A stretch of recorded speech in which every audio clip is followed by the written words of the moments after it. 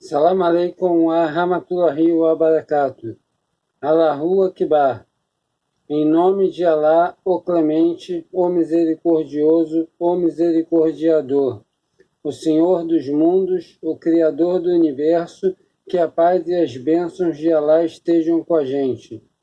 Em nome de Alá, o Misericordioso, Misericordiador, louvor a Alá, o Senhor dos mundos, o Misericordioso, o Misericordiador, o Soberano do dia do juízo, só a Ti adoramos e só a Ti imploramos ajuda. Guia-nos à senda reta, a senda dos que agraciaste, não as dos incursos em tua ira, nem a dos desencaminhados. Não se esqueça de se inscrever no canal Islã Brasil e o Mundo, de deixar o seu like, de compartilhar o vídeo com seus amigos, de ativar o sininho de notificações para receber mais vídeos e de deixar um comentário. Venha visitar a Sociedade Beneficente Muçulmana do Rio de Janeiro, a Mesquita Nur ou Mesquita da Luz, que fica na Rua Gonzaga Bastos, 77, Tijuca, Rio de Janeiro, Brasil. Serão todos muito bem-vindos. Shukran. Meca e Medina. Temos que nos familiarizar com a situação política vivida em Meca e Medina, pouco antes do Islã, devido a algumas situações que acabaram se incorporando no sistema islâmico mais tarde, porque as cidades de Meca e Medina foram as primeiras a receberem o Islã. Em Meca, os seus arredores viviam tribos pouco antes do Islã e a mais importante delas era a dos Coraxitas. A cidade de Meca sempre foi considerada sagrada por todo o povo árabe, porque era o berço dos peregrinos. Os seus moradores eram comerciantes conceituados e itinerantes no comércio entre Iêmen, Hejaz, Síria, Iraque e outros países.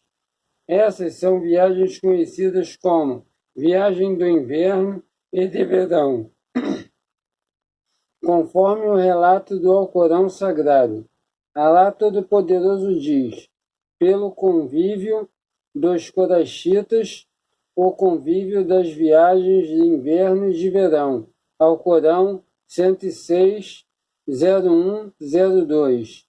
Com isso, eles ganhavam experiências políticas e sociais que a destacavam acima de outros povos.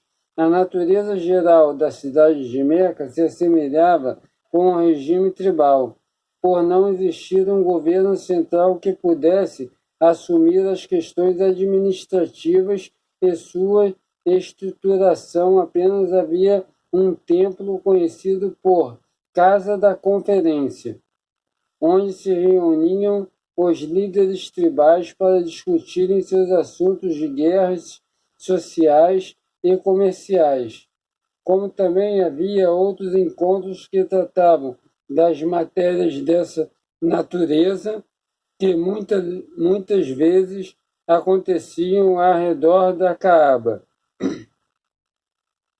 Quando a guerra era declarada, entregavam a bandeira a um indivíduo de outro grupo de pessoas. Existiam também pessoas responsáveis por comandarem as caravanas comerciais. Quase não havia nenhum regime político específico para administrar a cidade por completo, como acontecia nos reinados vizinhos dos países árabes. Ao contrário, vemos moradores de Meca rejeitar um homem deles enviado por Caisar al-Rum, lhes representar e escarneceraram. Talvez tenha sido isso que contribuiu para a existência da injustiça e corrupção na sociedade de Meca. Havia uma ligeira diferença entre a cidade de Medina com a situação de Meca, porque nela habitava uma comunidade mista de tribos árabes como Assus, Al-Khazar, Jazi e judeus. Com essa miscigenação de habitantes, houve muita desordem, que causou muitas batalhas entre Al-Assus e Al-Khazraj, com o incentivo de judeus de Medina. Quando os judeus de Medina tinham um sistema interno um pouco organizado entre si, prova disso o excesso de suas fortalezas e suas organizações, e a existência de governantes que agiam em nome deles. No que diz respeito aos árabes das tribos Al-Ashuz e Al-Khazraj, em Medina, muitas vezes as baseavam nos regimes tribais vigentes no seio dos árabes das zonas rurais, mesmo morando nas cidades e nas metrópoles, mas sempre imbuídos nos regimes tribais. Foi isso que facilitou a supremacia dos judeus sobre eles, causando desavença entre si. A situação se manteve sem administração ou organização responsável pelos assuntos da cidade e seus diferentes interesses, até o surgimento do Islã. Enquanto no Reino da Arábia, pouco antes do surgimento do Islã, a desordem tomava conta da cidade de Al-Haira, no Iraque, nas regiões próximas do rio Eufrates. Seus moradores eram árabes, persas e Al-Anbat. Porém, a desordem lá era por conta de seus líderes, que se entregavam por completo ao caçará persa. Na Síria existia o reinado de Al-Ghassanah, muito tempo antes do Islã. O nome desse reino árabe vem mencionado muitas vezes nos livros, por ter uma ligação muito grande que obteve com os acontecimentos maiores que fizeram parte das conquistas islâmicas na região do Chame. A sua ligação com Roma fez com que os romanos apoiassem eles para enfrentar o exército islâmico conquistador em muitas ocasiões, quer seja individualmente ou cooperados com Roma. Com a sentença da religião romana naquelas batalhas, como a de Yarmouk e outras. Na era pré-islâmica haviam muitos reinados árabes, também no Iêmen, e muitos líderes.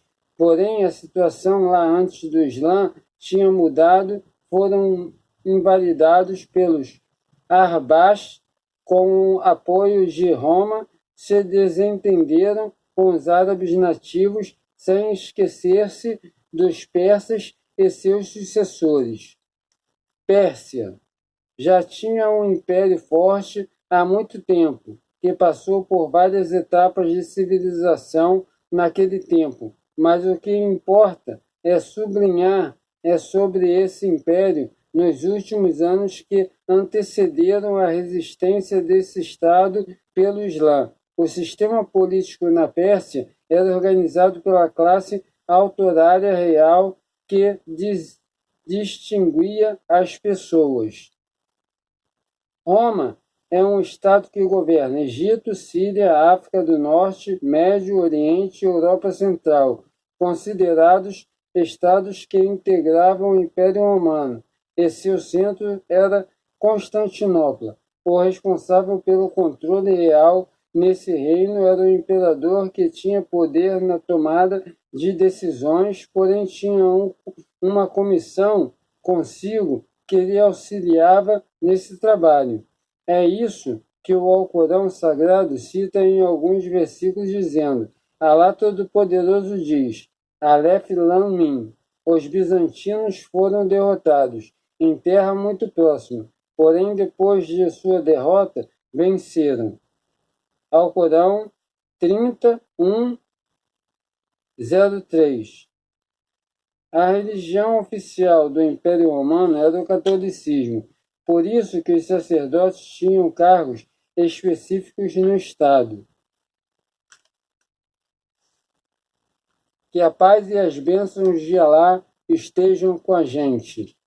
Fiquem com Deus. Shukran.